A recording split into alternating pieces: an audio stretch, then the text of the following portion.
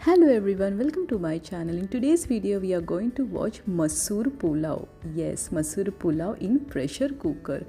अगदी झटकीपट होतो, लेस इन्ग्रेडियंट्स आणि खूप यम लागतो. स्पेशली रायताबरोबर किंवा कुठली अशी टमॅटोची चटणी साईड बाय अशी मस्त अशी चटपटा कुठली चटणी असेल ना त्याच्यावर पण भारी लागतो हा.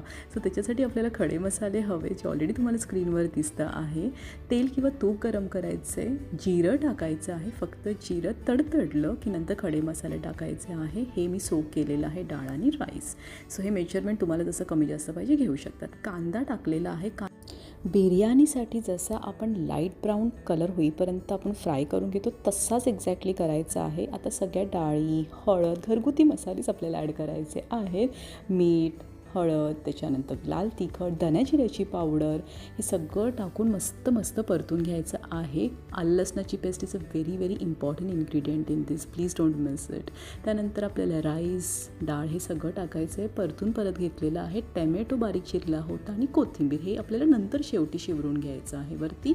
आणि आता आपल्याला पाणी ॲड करायचं. पाण्याचं प्रमाण मात्र अगदी परफेक्ट असायला पाहिजे, कारण जसं तुम्ही पाणी टाकाल त्याप्रमाणे तुमचा तो भात अगदी फळफळीत छानपैकी होणार आहे. अगदी पण चिकट आणि अगदी पण तो असा हाफ कुक चांगला लागत नाही. सो पाण्याचं प्रमाण असणं प्रॉपरली खूप गरजेचं आहे. So here is our recipe ready to eat.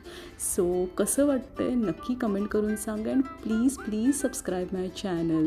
Thank you very much.